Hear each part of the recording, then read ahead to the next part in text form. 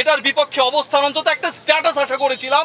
তারা যখন সেটা দিতে ব্যর্থ হয়, ঠিক তখন আমরা, আপনারা যদি কেউ আমাকে এই মুহূর্তে শোনার সুযোগ থাকে, পরবর্তীতে শোনার সুযোগ থাকে, এদের বর্জন করুন।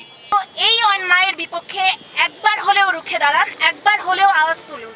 তাতে অন্তত এই তরুণ প্রজন্ম যারা আপনাদের আইডল মনে করে, তারা আপনাদের বিপক্ষে গিয়ে আপনাদের কাপুরুষ কিংবা আপনাদের বয়কটের যে ডাকটা দিচ্ছে সেটা অন্তত করবে না। সেটা আমি শুধু একটা জায়গার কথা বলবো যে আজকে আমরা এই হত্যার বিচার চাচ্ছি, নৃশংসতার বিচার চাচ্ছি।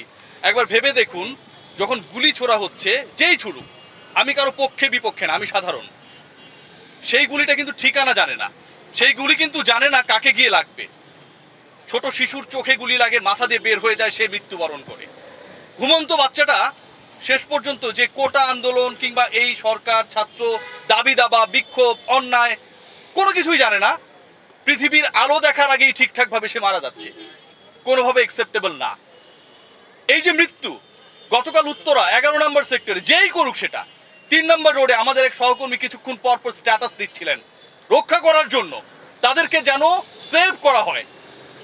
জীবনের যে ভয়, জীবনের যে আতঙ্ক, স্বাধীন বাংলাদেশে যখন একজন মানুষ, সে যেই দলের হোক, যেই মতের হোক, যেই আদর্শের হোক, যখন এরকম একটা অ্যানার্কি সিচুয়েশন তৈরি হয় এবং সেখান থেকে বাঁচার জন্য সোশ্যাল প্ল্যাটফর্মে আকুতি জানায়, এর থেকে দুঃখজনক কোনো কিছু হতে পারে না। এই সিচুয়েশনটা বন্ধ হোক, এই সিচুয়েশন যারা করছে তাদের মুখোশ উন্মোচন করা হোক, সে যেই দলের হোক। আমরা এই সিচুয়েশন থেকে মুক্তি চাই। আজকে আমরা এখানটায় দাঁড়িয়েছি কেন? এই নৈরাজ্যের বিপক্ষে, এই হত্যাকাণ্ডের বিচার চেয়ে।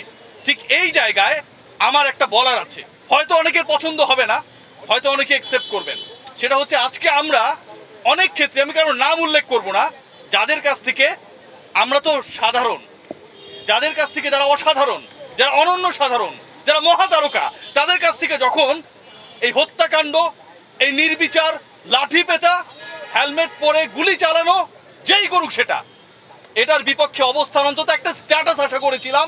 তারা যখন সেটা দিতে ব্যর্থ হয়, ঠিক তখন আমরা, আপনারা যদি কেউ আমাকে এই মুহূর্তে শোনার সুযোগ থাকে, পরবর্তীতে শোনার সুযোগ থাকে, এদের বর্জন করুন।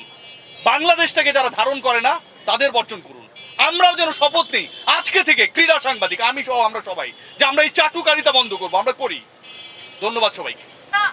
যাদেরকে আইডল মনে করি, আমরা সবসময়, আমরা ক্রীড়া সাংবাদিক, আমরাই নানান বিশেষণে বিশেষায়িত করি এবং আমরা সবসময় বলি যে তারা দেশপ্রেমিক। তাদেরকে দেখে দেশপ্রেমে নতুন প্রজন্ম উদ্বুদ্ধ হয়, তারা দেশের জন্য খেলে, দেশের জন্য সবকিছু করে। আমি খেলোয়াড় রিয়াসাত আজিম হয়তো নাম নেয়নি, আমি আরেকটু ক্লিয়ার করেই বলে দিচ্ছি। তা আপনারা যাদের আইডল, আপনারা অন্তত এই অন্যায়ের বিপক্ষে একবার হলেও রুখে দাঁড়ান, একবার হলেও আওয়াজ তুলুন।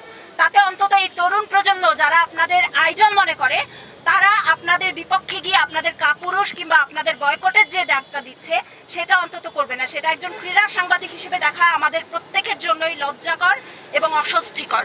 আমি এবার